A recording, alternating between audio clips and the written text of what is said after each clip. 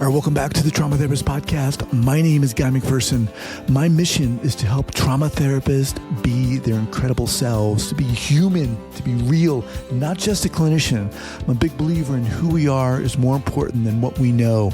And this requires cultivating authenticity, genuineness, and vulnerability, and that requires intention. You can learn more about my courses and workshops by going to thetraumatherapistproject.com. That's thetraumatherapistproject.com. Let's get started. So 5, 4, 3, 2, and 1. All right, folks, welcome back to the podcast. Very excited to have as my guest today, Michelle Cleary. Michelle, welcome. Hi, how are you? All right.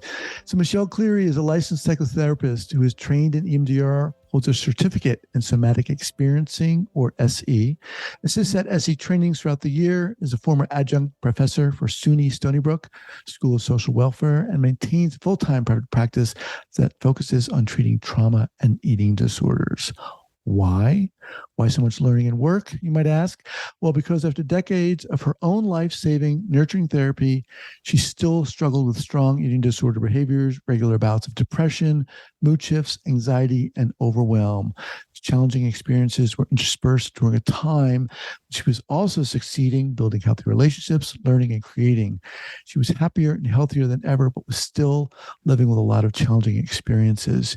She's now dedicated to discovering, understanding, and teaching others the way our nervous system and brain-body development contributes to our moods, behaviors, relationships, mental health, and productivity. A lot there, but really well said. Welcome to the podcast. Thank you. Thank you. Glad to be here. So before we get going here, Michelle, share with the listeners where you're from originally and where you are currently. Both Brooklyn originally and currently. Nice. Have you been out of Brooklyn? Yeah. Were you able to get out? Yeah, there was a time I went to school in Ireland for a little bit. I lived in the city briefly, Manhattan. Grew up in Staten Island. So born in Brooklyn, raised in Staten Island, back to Brooklyn, back to Staten Island, back to Brooklyn, a bunch of other places in between. Awesome. All right. So your bio was very interesting because I feel it is very honest about the way things happen and how we experience things. How did this all start for you? And by this, how the heck did you get into this field? The field.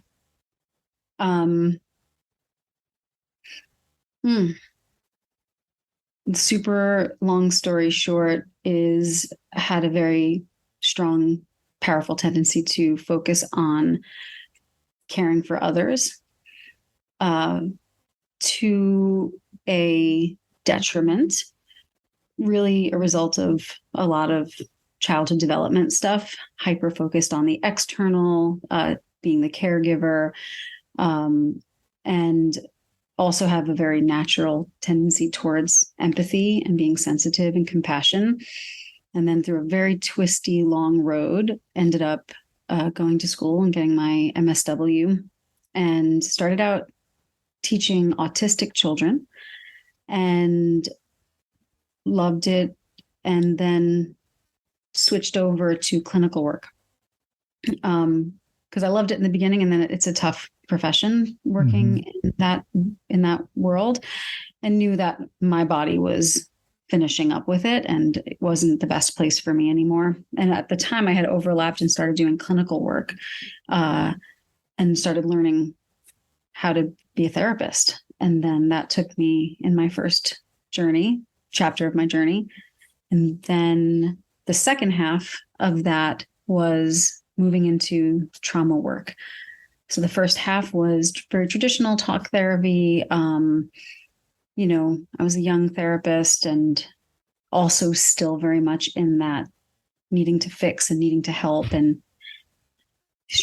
all of that. And then the transformation over to my own trauma healing, which happened simultaneously throughout my career over the last 20 years, or really always, I guess. And in 2015, I started my EMDR training, which led me to my somatic experiencing training, which changed everything inside of me, and deeply transformed my practice. You mentioned early on that you had proclivity for kind of empathy, and where did that come from? I think there's a genetic component to people who are sensitive. I think that's naturally who I am. And defense mechanisms and personality development are built with the pre-existing temperament and genetics we have. So it becomes a very personalized little stew, and, mixed with who I am naturally, and then mixed with childhood experiences and circumstances, that natural part of me to be really sensitive and compassionate became a way of sensing myself, was through other people, and which wasn't the healthiest. Well, let me rephrase that. It was a wonderfully life-saving set of defense mechanisms. So the work was, over time, parsing out that which was organically, naturally me and my talent versus what was the defense mechanisms. You mentioned that throughout your learning experience, throughout your career of learning, there were some struggles going on, and similarly, your healing was going on. Talk to us about that. What was going on? Yeah, learning is not, healing is not linear, as we know, and I would say that my relationship, just to speak specifically of one struggle with eating and my relationship to food, was just a really powerful experience throughout my childhood and throughout my various levels of healing. And so, long story short, is my relationship with my binge eating disorder and my binge eating behaviors was really pretty powerful throughout various stages of my life and during my career. And what happened was, while I was working with my clients earlier on, and I had been in therapy since I started therapy when I was 13, thank goodness. Because for that, to address that?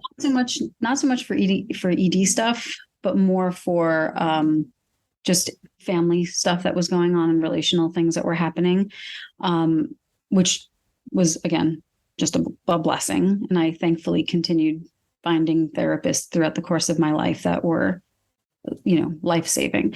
And that's why when I wrote that bio, it was a little bit hard, because I don't want to discount the work that I did, because it was life-saving, literally. And the therapists that I've worked with over the course of my years have been just such powerful lighthouses.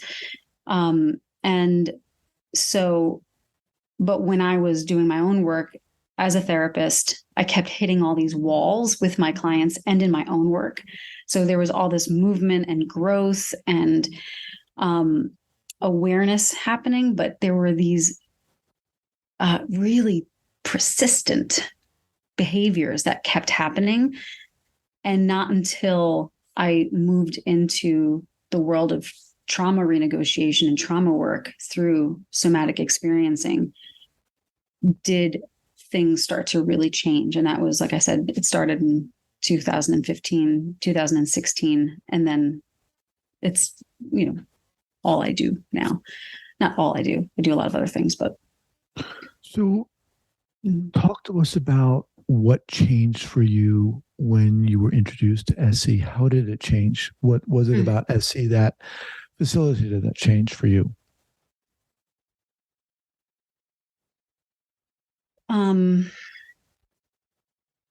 It's such a rich experiential answer that it's so hard to give it a cognitive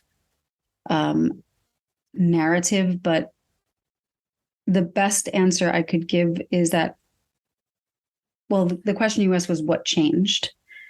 And what changed for me, I think I got that right, was it was a non-verbal experience. When I first experienced SE as a client, well, it's like a long story, but my consultant was an SE person. My EMDR consultant was an SE person, and I was very dysregulated and having a really hard time doing EMDR, because EMDR has a protocol to it, and there's it's really about sitting back in your chair and letting the body do the work, which was so foreign for me. And I knew I needed more than the skills I had. I knew I needed more. My clients needed me to need more. My clients needed me to have more, and I needed me to have more. So when I did my EMDR training, I was moved and loved it, but I couldn't do it because my nervous system was still too dysregulated to sit back. I was still trying to save.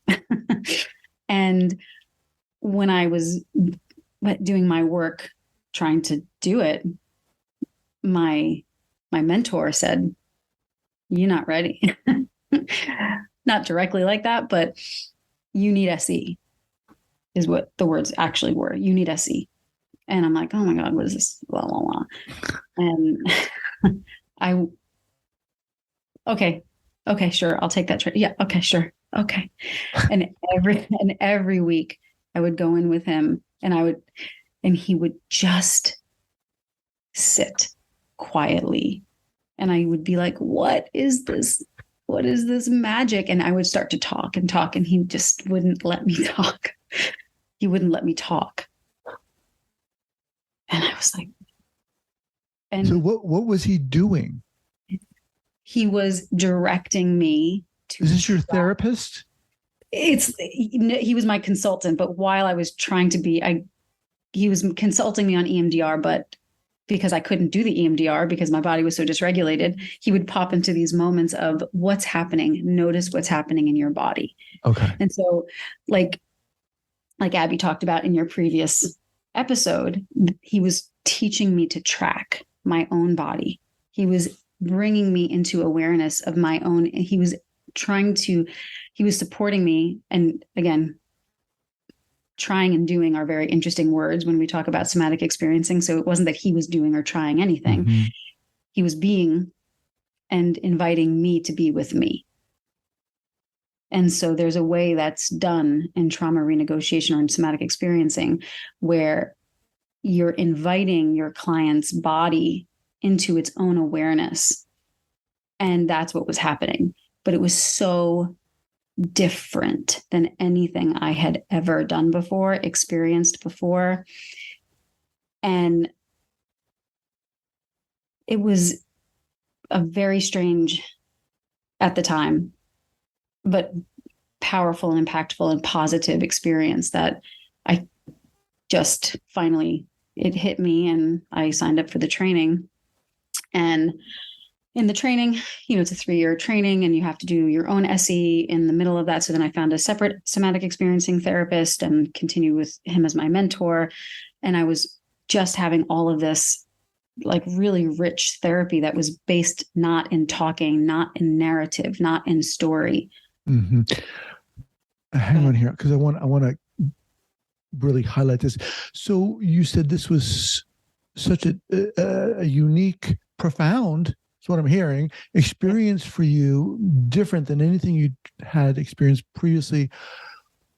Talk more about that and how it hit you. The differences, or while this consultant was inviting you to experience your body in a way that you had never done before. You said it was very different for you. Talk more about that. What were you feeling or experiencing or sensing? And it glitchy. It was glitchy. So my way was to always talk in a dysregulated, disembodied way. and the talking was taking me away from what was happening in my body, and again, unconsciously, non-consciously, subcortically. But when I was directed to slow down, you become, all of a sudden, you become aware of a level of activation that you didn't ever know was there because you didn't know to stop and look for it. Because the world doesn't function that way. We function in words and cognitions and symbols and all that. We don't privilege the body at this point in society. I mean, we're moving more towards it, but it's just still new. Mm-hmm. And so when I was being directed and supported, I was being supported in slowing down. Mm-hmm. I became so aware of the drive in me to just keep reaching out and being like just moving forward. And this was this very real, like gentle, but noticeable, energetic, like, no, sit back, like, and then become aware. And I was like, what is this? And it was me. Wow. It was me. And I was like, what? Who is, like, what's going on? And there was no language for it for so long. And it took 5 years of that. Like, that was the beginning. Wow. And then I, the training. But so that was the experience. Like, those were the actual moments. I remember one time I walked into his office. I had been late. The train was late and I was anxious and I was all over I was so anxious. And I walked in and I just wanted to just explain it and talk about it and explain it and tell him what happened and make sure he knew that I wasn't bad. And he was like, whoomp, like, just like, what are you doing? And I was like, and it was just such a beautiful experience. And it was like magic. It felt like magic. And at the end of every 45 minutes, I was like, that's it. He's like, oh, okay. I guess I got to go. And then I said, how do I take this with me? How do I take this with me? And he said, just take 10%. Just take 10%. If you can take 10%. And then my other somatic experiencing practitioner, same thing. Talk. And she was like, whoa, like, and just kept bringing me back to my own awareness, and inviting me to notice. And it was hard because I was attached to the story. Mm-hmm. I wanted to tell them the stories. I wanted them to know. And I had to trust that for both the two people I'm referring to, they already knew. They already knew me. Like, they knew me in a way that I didn't know myself yet. Because they saw me as a human, right? They saw me as a person. But before that, I had only really recognized myself via how I could influence people, or how I could help them or save them or perform for them or make them like me or value me in some way. And when that shifted very much in this new way of treating, which is just very, very different than psychoanalytic or CBT or, traditional psychodynamic talk therapy, that all has value. Mm-hmm. Again, life-saving. But this was different. All right, let's just pause here for a second to thank our sponsors. All right, we are back. You have a wonderful way of describing your own experience with its in relation to SC. Mm-hmm. And this idea of, like, needing to tell them the story, get the story out, and them just saying,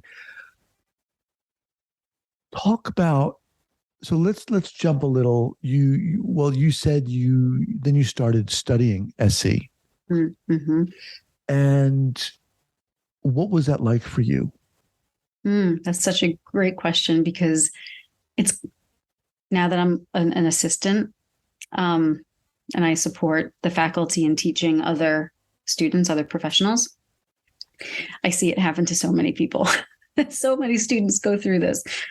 And I had the same experience, is that I started, and there it was. Like, I'm here. Let me get it right. So much. I remember my first day and the anxiety of getting it right. And I don't think I heard 30% of what my faculty member said. And in the beginning, like especially in the beginning, and then over the course of the module. So there's the way SE works is that there's 3 beginner modules, 3 4-day beginner modules, and then 3 4-day intermediate modules, and then 2 6-day advanced modules over the course of 3 years. So I'd say by intermediate 1, I started to I could feel the activation coming, and then I could start to shift, hence find the shift. I could start to shift into a more embodied place, deepening my awareness, noticing all the information was starting to I was starting to hear a little bit easier. I was taking in information. My executive functioning was starting to come back. Well, I don't know if it ever was, but it was starting to turn on. Mm-hmm. The executive functioning was starting to, I was like my notes, and at the end of intermediate 3, this is what I shared at the end. I showed my notes from beginner 1 and my notes from intermediate 3, and my handwriting was different. Wow. My taking notes in beginner 1 was like, I have to get all of it and I have to know where it is. And I would just write it down. And I was so overwhelmed with trying to consume it all, which is a whole thing that could be another whole conversation. But by intermediate 3, because my body had started to really settle, I could take in information differently. I could sense myself different. I could sense myself, period. Where I didn't have that ever. And so that was the experience. And then of course, all the usual, wanting to get it right, wanting to know what I'm doing, wanting to know it right from the beginning. And then that whole break, that whole slowing down, I don't have to know all of it right away. And learning how to let things unfold and not go get them. It was the biggest, one of the biggest shifts. And don't get me wrong, I'm not saying that I'm not still a kook, and a little bit of I'm still me, but I just have access. I have access to me now. So that first consultant, that initial consultant, that person sounded pretty experienced.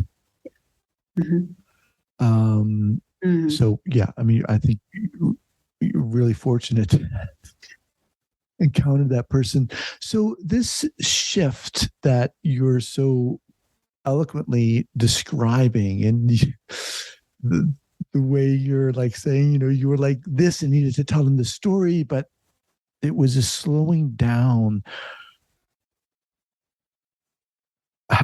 Why is that beneficial? How is that beneficial? And how was that beneficial for you? There's so many answers to that, but I mean, there's a spiritual level answer, there's a cognitive answer, there's a, social, emotional answer. Well, let me ask you directly. You are someone who was experiencing, you said binge eating. How did that help you with that? Yeah. So yeah, big answer there is preceding somatic experiencing, and the work I was doing with my previous client, therapist rather, who again, incredible. I finally, how it helped me, and I've reframed the word binge eating as disembodied eating.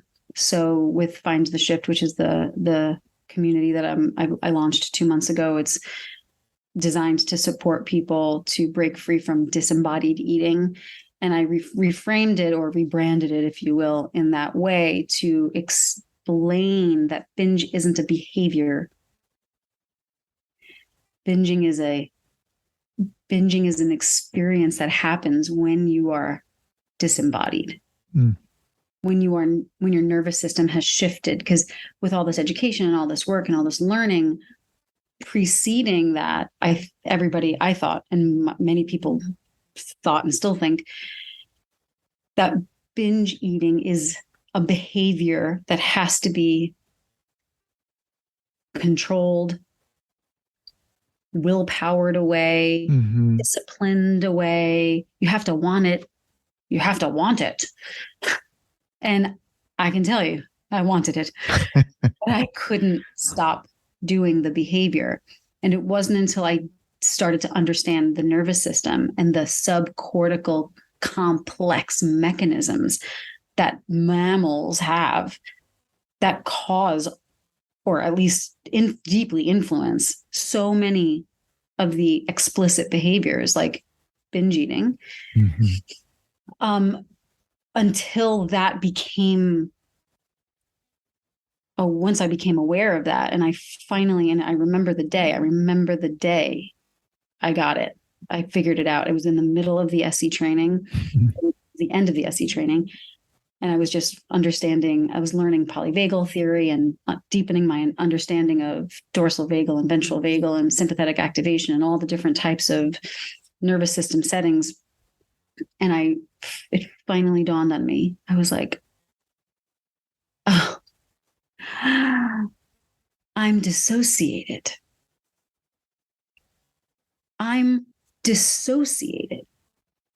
Holy, I don't know what the cursing rules are here. So holy moly, I am dissociated. I'm not here. I'm not doing this. There's something that happens. It just happens so frequently and so automatically, and has been happening so long. I didn't know. I thought it was a behavior. And it's not. I mean, it's a behavior, but it's a behavior that's happening as a result, on top of a nervous system shift that keeps happening and has been happening since I was 2. And so and then when I figured that out, it just was like, oh, so over the last 3 to 4 years, I've been working towards and learning, with everything that's going on. And it's not simple, and it's certainly complex, but my goal and my hope, my drive for Find the Shift, more than anything, is I don't want people to live with the shame. I know what that shame feels like. I know what it feels like to wake up the next morning and think a zombie took over, and you did these things and you ate this food and you don't know why it happened, and the shame. And I want people to know that they're not bad. They're not bad. They're not lazy. They're not sabotaging themselves. They're not wanting it enough, but something's likely. I'm not saying everybody, because humans are complex beings and there's so many factors involved in this, but I want people to know that struggle with this disembodied eating experience. And again, binge eating, emotional eating, stress eating, times when you think that the experience of not being able to stop eating when you wish you could, the experience of not being able to access decision-making, the experience of not being able to feel fullness until you can't not feel the fullness, all of those, that spectrum of experiences very likely has more to do with nervous system shifts in nervous system states than the fact that you're lazy. That's not what it is. You're not lazy. Let me just remind everyone, I'm speaking with Michelle Cleary. The website is findtheshift.com. So the disembodied eating has its origins in nervous system dysregulation, which has its origins in trauma. Yes. Most of the time, if not all the time. I would say a very large percentage of the time. The key is understanding the definition of trauma. Because so many people think trauma is big T. This thing happened to me. Right. But chronic stress is also traumatizing to the body. Right. So many people lived in chronic stress environments. And I don't mean stress like, oh, and I know this, but the lights are going to get shut off. Meaning chronic stress if you didn't get enough of the emotional attunement that you needed. So yes, the answer to your question is yes, it is my belief, and evidence supports that trauma or chronic stress or those situations, again, you have to broaden your understanding of what trauma is a huge component to the development of disordered eating. Wow. So let's talk specifically about who you work with and how you work with these individuals, what kind of programs you offer, et cetera. Sure. Currently, the current version of Find the Shift is focused primarily for people who struggle with disembodied eating. If you identify as someone who has struggled with that experience where you feel like you've lost control, you don't know why it keeps happening, all the things I said before, Find the Shift is not appropriate for people who need to be in inpatient or need to be in residential. It's not comprehensive enough for that, but it is designed for folks who struggle with that and are able to function in their lives and their medical situation is stable.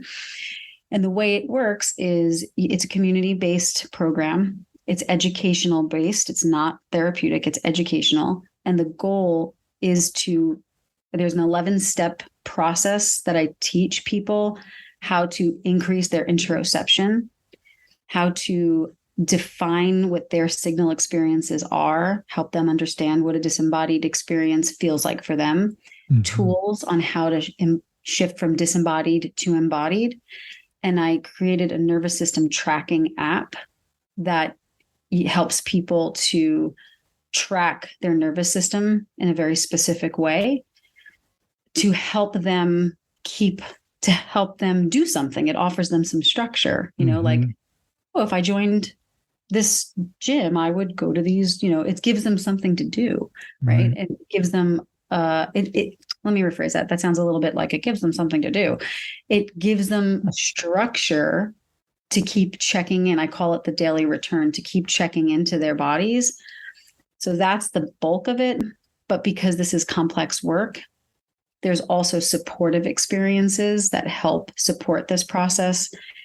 As a member of the community, I do something called the daily return every day at 6:45 a.m. I go live and we practice interoception. We have intention setting ceremonies. We have every Monday night we get together as a community and just work on the steps together. Wow. So this program is it live as opposed to a on-demand or recording thing? There's live and on demand. It's a mix of both. So there's on demand components to it, but it's evergreen. It's a membership.